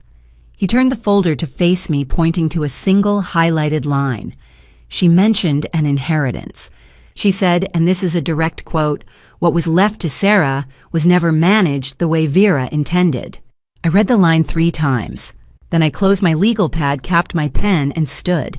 "Thank you, detective," I said. "You've been thorough." He stood with me. "Sarah, whatever you're thinking right now, I need to see my mother's lawyer," I said. I drove to Norbert Quill's office on Bull Street without calling ahead. The receptionist looked up from her desk with the carefully neutral expression of someone trained to manage people who arrive without appointments. "I need to see Mr. Quill," I said. "He's with a client until—" "I'll wait," I said, "however long it takes." I sat in the leather chair by the window and looked out at the street and thought about a single line, written on a transcript in a police folder. What was left to Sarah was never managed the way Vera intended. I had not known until that moment how much I had left unexamined, how many rooms in my own inheritance I had never opened. I was going to open every one of them. Norbert Quill's receptionist had offered me water twice by the time he came out of his office. I had refused both times. I was not there for water. I was there because a woman I had never stopped grieving had left something behind that I had never been allowed to reach. And I was not leaving that building until I understood exactly what had been taken from me and who had decided they had the right to take it. Norbert appeared in the doorway at 4:20. He was a careful man, careful in the way that long-practiced lawyers become careful, where every expression is a considered choice and every pause is load-bearing. He looked at me, sitting in his waiting room with my legal pad on my knees and my coat still on, and something in his face shifted in a way I had not seen before. Not surprise. Something older than surprise. "Sarah," he said, "come in." I set my legal pad on his desk before I sat down. I told him what Iris had said. I told him word for word. What was left to Sarah was never managed the way Vera intended. Then I told him that Iris had stopped speaking at exactly that moment, as though a hand had been placed over her mouth from the inside, and that I needed to understand why those particular words had caused her to stop. Norbert was quiet for a long time. He folded his hands on the desk. He looked at them. Then he looked at me. "How much do you know about probate law in Georgia?" he asked. "Tell me what I need to know," I said. He stood. He walked to the far side of the office, to the low credenza against the wall that I had always assumed held tax records and old client files. He unlocked it with a key on his personal key ring, not the office keychain he kept on his desk, but a separate one smaller, older, that he retrieved from the inside breast pocket of his jacket. He pulled out a document box, dark gray, sealed with a red archival band. He set it on the desk between us. I looked at it. "How long has that been in there?" I asked. 20 years, he said. The room was very quiet. "Norbert." My voice was steady. I was surprised by how steady it was. "What is in that box?" He sat back down. He did not open it yet. "Before I show you this," he said carefully, "I need you to understand something about the position I have been in. Your mother was my client. Her instructions to me were specific. The document inside this box was to be held in sealed form until you reached a point where, in my professional judgment, producing it would serve its intended purpose rather than create further harm." He paused. "For many years, I judged that the circumstances were not right. The household was intact. You were a minor, then a young adult, still dependent on your father's goodwill for your education, your stability. Vera understood that timing was everything." Another pause. "I believe the timing is now correct." "Open it," I said. He slid the archival band off and lifted the lid. Inside a sealed envelope, Vera's handwriting on the front. Below it, a set of legal documents clipped together a notarized inventory sheet and 2 additional sealed letters, one addressed to Norbert, one addressed to Sutton Beaumont. Norbert opened the legal documents first. Vera Elspeth, born Vera Voss, had drafted her will 14 months before she passed, while she was still well enough to sign with a steady hand. The will was unambiguous. $2.3 million in personal assets, investment accounts and company equity held in a dedicated trust. The company Vera & Coers. Interior design registered on Jones Street, Savannah, Georgia, including its brand client contacts, intellectual property, and remaining lease agreements. All of it. left entirely to her daughter, Sarah Elspeth, to be transferred upon Sarah reaching the age of 25 or earlier at the discretion of the trustee. The trustee named in the document was not Dorian Elspeth. It was Norbert Quill. I read that line twice, then I looked up. He was never the trustee, I said. No, Norbert said. He was not. Then how? Because Vera's will was never contested, Norbert said, and his voice carried 20 years of something that was not quite guilt, but lived in the same neighborhood.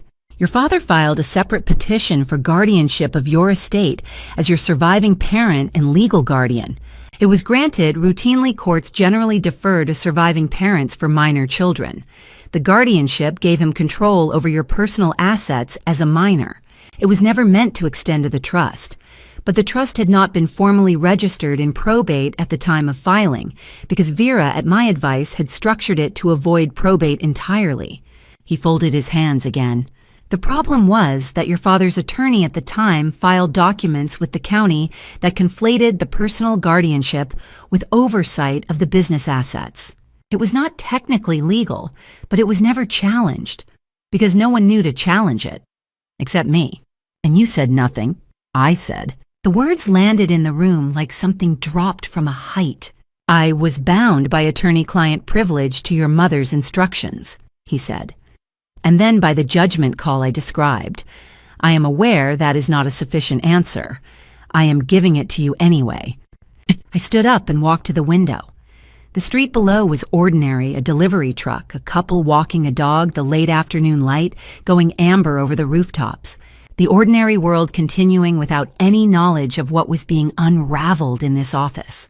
I thought about my father at that kitchen table when I was 8 years old, telling me my mother's company had simply not survived without her. I thought about how I had believed him, how completely, how naturally, how without a single question I had believed him because he was my father, and fathers do not dismantle the legacies their wives build from nothing and call it grief management. I thought about Renata moving money in the dark with the amber lamp on. I thought about Iris's voice on the transcript flat, certain, almost bored, saying you were given the sum. My hands were flat on the windowsill. I pressed them down until I could feel the wood grain. Then I turned around. What can be proven, I said, in a civil case? What is documentable, what is recoverable, and how long will it take? Norbert had been waiting for that question. I could see it in the way he was already reaching for a second folder. We worked through it for 2 hours. The documentation was extensive, 20 years of account movements, the original trust instrument, Norbert's own correspondence with Vera in the final months of her life, the county filing that had given Dorian his foothold. The company assets had been systematically liquidated over 11 years. The investment accounts had been absorbed into joint holdings with Renata.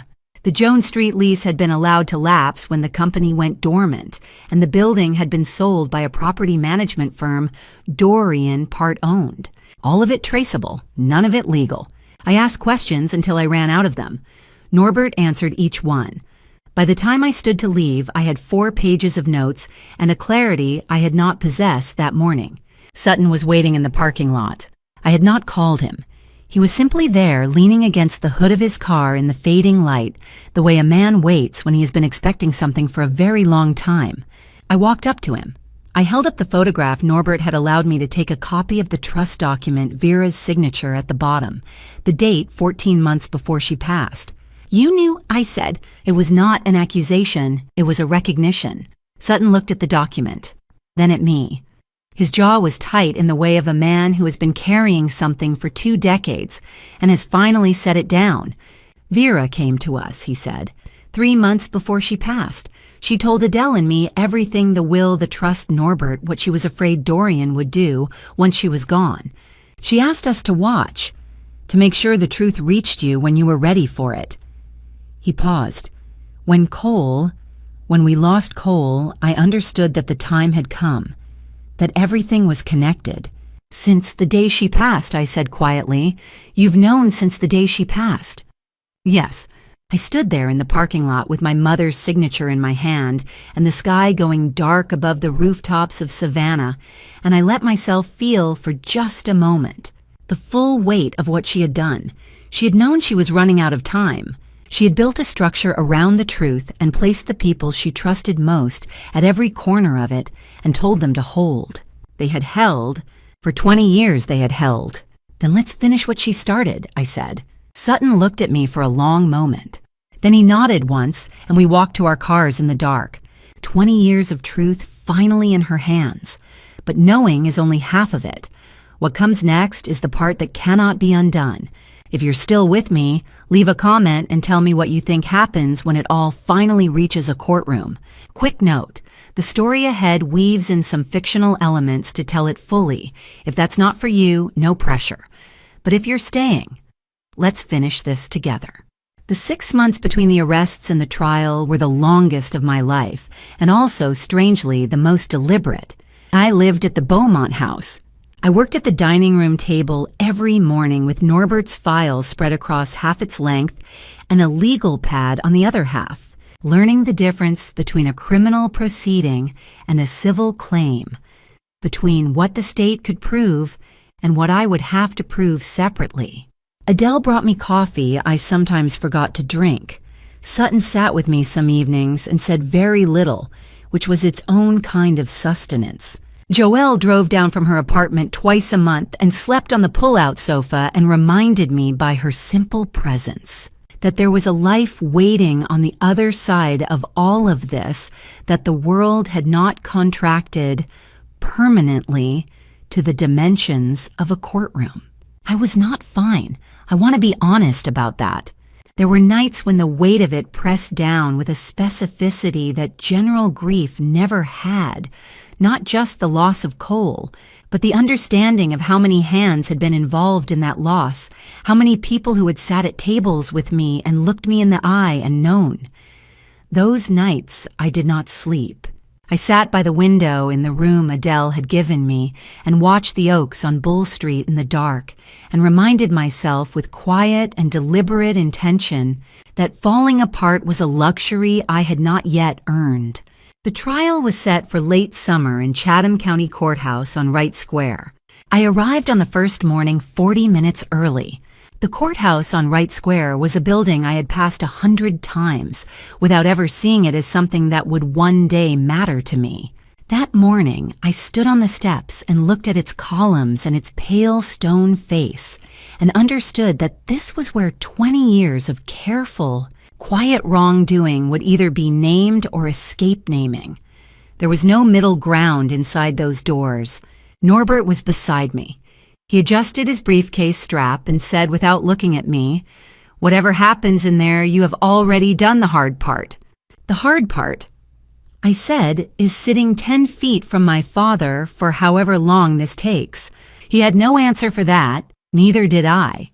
The trial moved faster than trials are supposed to move, and Norbert had explained why. 2 defendants, Renata Harlow and Hank Grover, had entered partial guilty pleas in the weeks before proceedings began. Renata's attorney had negotiated cooperation in exchange for a sentencing recommendation. Hank's attorney had done the same more aggressively because Hank had the most to lose and the most to offer. What remained contested were the degrees, the precise weight of each person's involvement. The exact borders of culpability, and those were fought over with the particular intensity of people who understand that the difference between 12 years and 25 is not abstract. The prosecution opened with the financial records. The $75,000 transfer from Renata Harlow's personal account routed through an intermediary account in Brunswick, Georgia, executed in 4 separate transactions over 2 weeks to stay beneath federal reporting thresholds, each transaction documented, each routing number traced. Norbert had told me this alone was enough to establish the conspiracy. I sat in the gallery and watched the jury look at the figures on the screen, and I thought about Renata at her desk with the amber lamp on, moving numbers in the dark while I slept in my childhood bed down the hall. I had thought I was protected. I had thought the house on Ardsley Park was a place where nothing could reach me. I had been wrong about so many things. Hank Grover took the stand on the second day.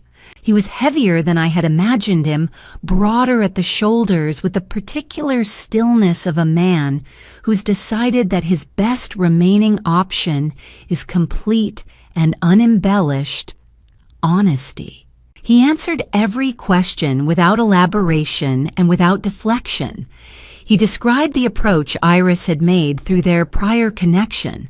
He described the meeting on Abercorn Street, my father sitting across from him with a ceramic mug in both hands, being told in language careful enough to be deniable that there was a problem that needed a solution, and choosing not to ask what the solution would look like.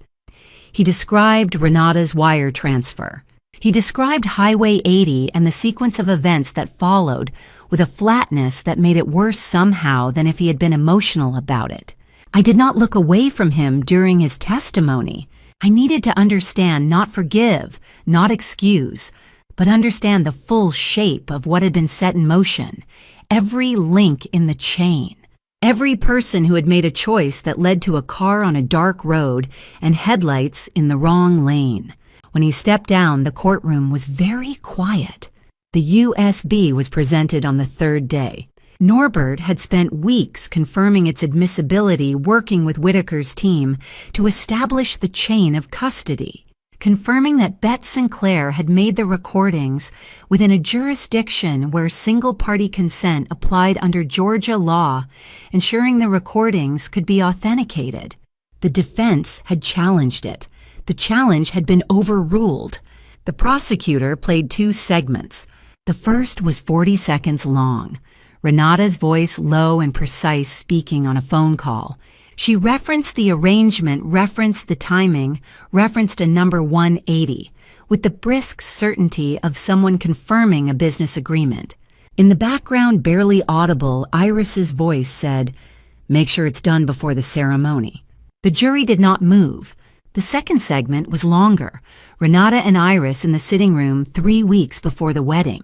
Iris's voice sharp and certain, saying that if things proceeded as planned, the Beaumont connection would dissolve, and the assets would need to be managed carefully. Renata said Dorian will handle his end. Iris said he'd better. I was sitting in the gallery when those words came through the courtroom speakers. I had known in the abstract, in the documented, evidence, legally admissible sense, that my family had planned this. I had known it for months. But there is a difference between knowing a thing and hearing it in someone's actual voice, in their actual cadence, with their actual certainty. Renata sounded like someone planning a catering order. Iris sounded like someone who had been waiting a long time for the pieces to finally move into position. My hands were flat on my thighs. I pressed them down and held them there and breathed through it, counted through it, the way you breathe through pain that you have decided will not stop you. Joelle, sitting beside me, put her hand over mine. She didn't say anything. She didn't need to. Dorian took the stand on the 5th day. His attorney had advised cooperation, but Dorian had a different agenda, one that became apparent within the first 15 minutes of his testimony. He acknowledged the meeting on Abercorn Street. He acknowledged recognizing Hank Grover. He acknowledged that Renata had described the situation to him in terms that, in retrospect, were not ambiguous. And then he said that he had trusted his wife's judgment, that he had not understood the full scope of what was being planned, that by the time he understood, events had already progressed beyond his ability to intervene without endangering his family further. It was a well-constructed argument. It might even have worked.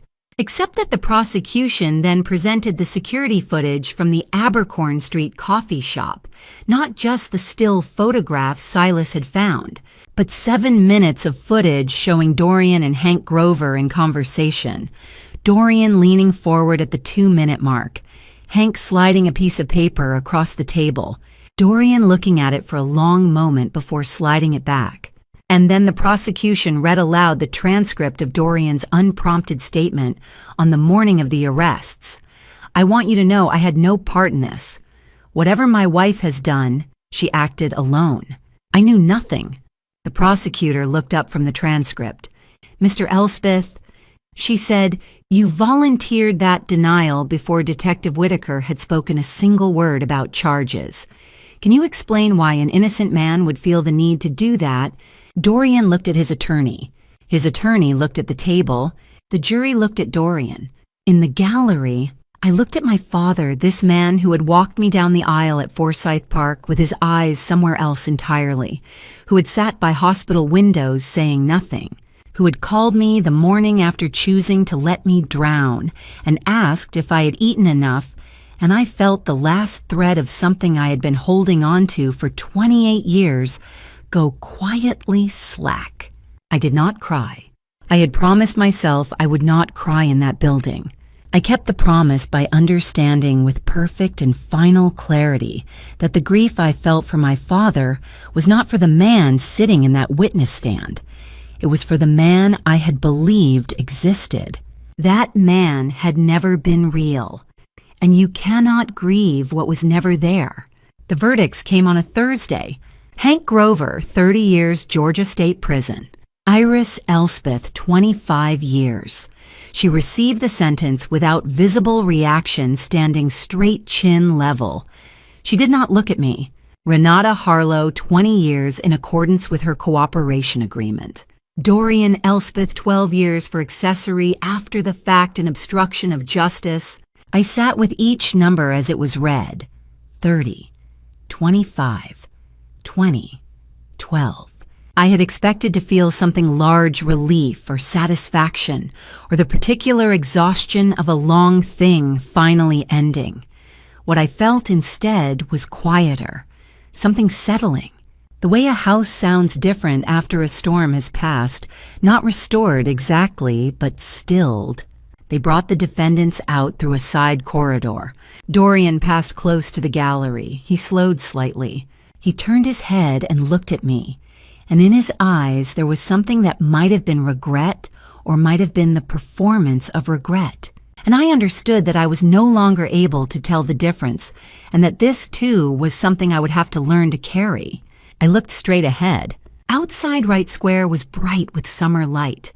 The live oaks stood the way they always stood, patient, enormous, indifferent to courtrooms and verdicts and the private calculations of grief. I stood on the courthouse steps and closed my eyes.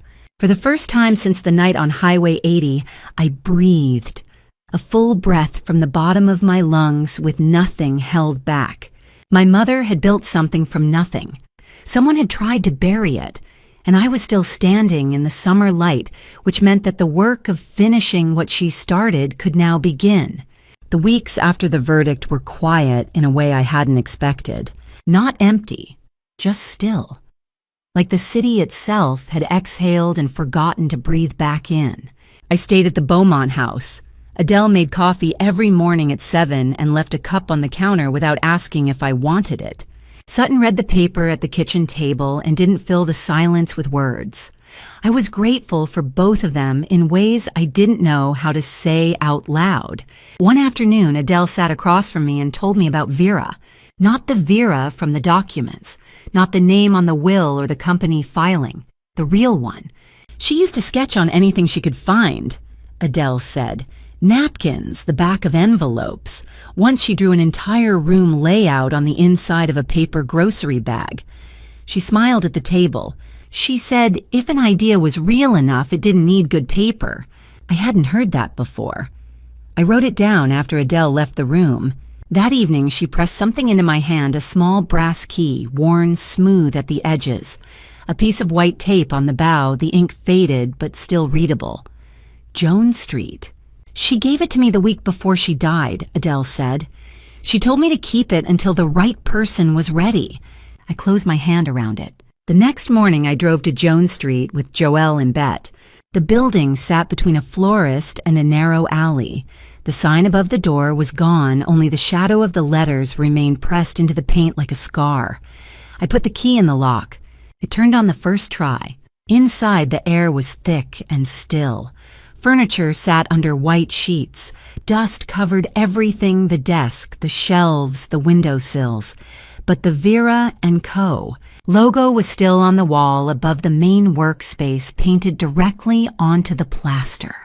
Faded. the edges soft with age. Still there. Joelle stood in the doorway and didn't say anything. Bet walked in slowly. She moved to the window and stood with her back to us, looking out at the street below. I watched her shoulders. They didn't move for a long time. Bet, I said quietly, did you come here after she died? She didn't turn around right away. When she did, her eyes were dry, but only just. Every year, she said.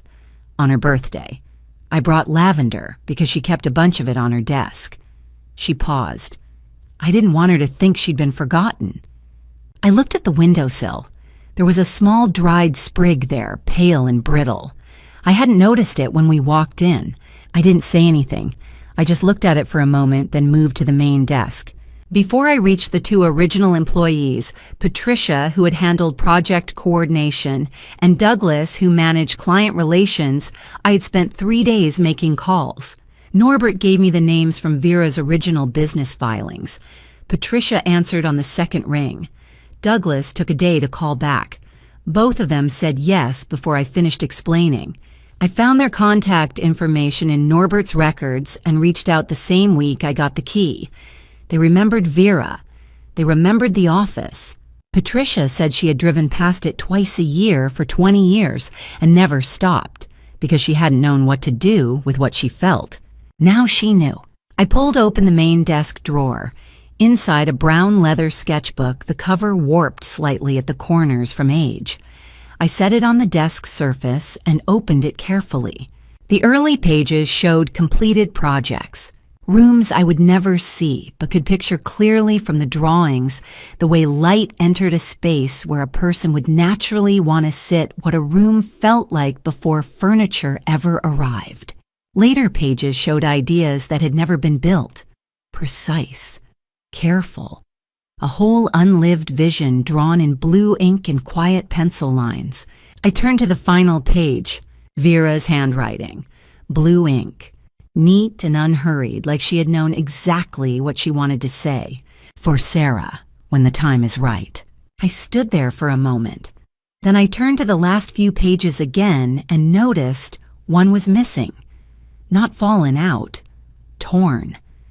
Cleanly close to the spine, like someone had removed it deliberately. I looked at the torn edge for a long time. That evening I called Norbert. I described what I'd found: the sketchbook, the missing page, the torn edge. He was quiet for longer than felt comfortable. Norbert, I said, what was on that page? Another pause. Then, come to my office tomorrow morning. Bring the sketchbook. He hung up before I could ask anything else. I set the phone down on the desk and looked around the room. The faded logo, the white sheets, the dried lavender on the windowsill. Betty's quiet years of returning, Vera's unfinished drawings, a page that someone had removed, and a lawyer who wouldn't explain why on the phone. I picked up the sketchbook and held it against my chest. Whatever she left on that page, I was going to find it. Norbert came that evening as he had promised. He sat across from me at the Beaumont dining table with a folder open between us and told me what the account number meant. My mother had opened it quietly in my name when I was 3 years old, a separate account structured outside the main estate, never included in the assets Dorian had petitioned to control. It had been compounding for over 2 decades, untouched, unknown to anyone except Norbert and the institution that held it. It was enough, more than enough. I would not need to borrow a single dollar from the Beaumont family to finish what my mother started. She had made sure of that long before she ran out of time. I sat with that for a moment. Then I told Norbert to begin the transfer paperwork. The renovation took 6 weeks. I worked alongside the contractors every day, not because I needed to, but because I needed to be inside the process of it. To watch the walls go from gray and dusty to fresh and clean. To see the heart pine floors sanded back to their original warmth. To stand in the space each evening after the crew had gone and feel it becoming something again. 2 of Vera's original employees came back. The first was a woman named Patricia who had been Vera's project coordinator for 4 years before the company went dormant. She'd gone on to work for a larger firm uptown, but when I called, she picked up on the second ring and said yes before I had finished explaining what I was rebuilding. The second was a man named Douglas, who had handled client relations quiet, meticulous, the kind of person who remembers every detail of every conversation he has ever had. He arrived for our first meeting with a notebook that contained hand-copied records from the original Vera and Company. Client files he had kept for reasons he described only as, it seemed wrong to throw them away. Adele began making calls through Savannah's social network, the quiet, efficient kind of introduction that moves through certain circles without announcement. Within 3 weeks, we had 4 prospective clients. Within 5, we had confirmed 3. Joelle gave notice at her job on a Tuesday and appeared at Jones Street on Wednesday morning with a laptop and a very strong opinion about the invoicing system. I told her she didn't have to do this. She told me to stop saying things I didn't mean. And bet? I had thought carefully about how to ask. In the end, I did not ask so much as show. I walked her to the desk I had positioned by the east window, the one that caught the morning light best, and I set a key on its surface. Not a housekeeper's key, a full-set front door office storage room. This isn't a cleaning position, I said. I don't know exactly what the title should be, but you are the person in this building I trust most, and I want you here. She looked at the keys for a long moment. Then she picked them up and put them in her pocket and said, I'll need proper business cards. I told her she could design them herself. The new logo went up on the glass door the day before opening. The same medallion as the original ivory and gold, the letter forms clean and deliberate, but freshly painted sharp at every edge. The way a thing looks when it has been restored rather than replaced. I stood on the sidewalk and looked at it until Joelle came out and stood beside me, and we both looked at it together without speaking. Sutton arrived late that afternoon. He stood outside on the sidewalk with his hands in his coat pockets and looked up at the sign for a long time, long enough that I walked out to stand beside him.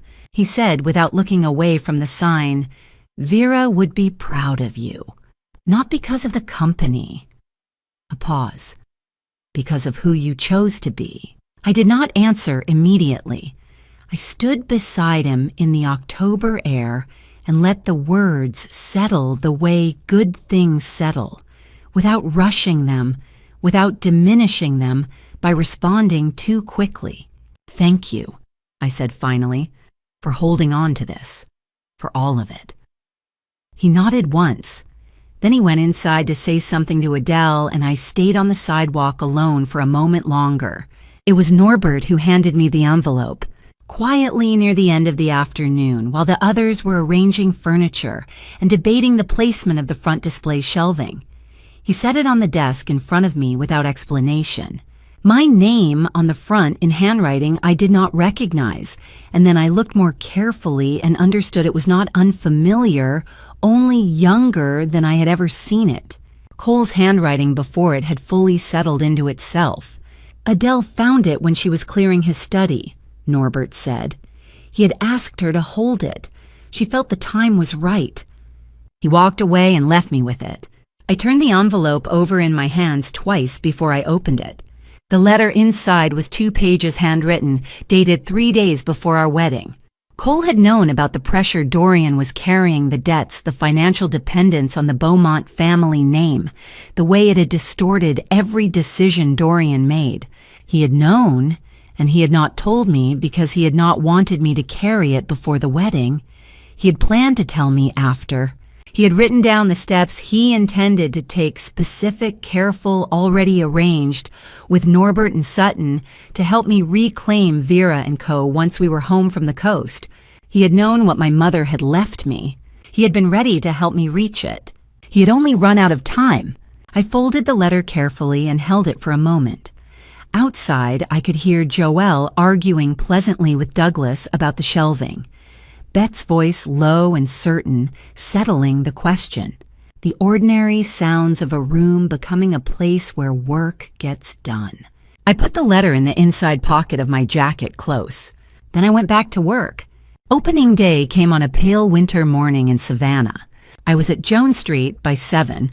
The space was ready, had been, since the night before when I stayed alone after everyone left set, Vera's photograph on the corner of the desk, and spoke to her in the quiet room. I will not write what I said.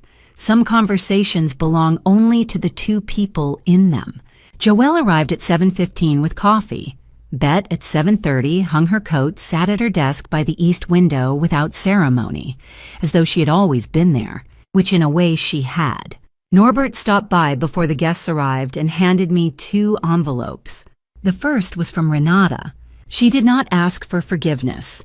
She wrote that she had loved Dorian with something real, that protecting Iris had begun as instinct before it became a decision, and that there was a point specific, identifiable, where she had understood what she was doing and chosen to continue.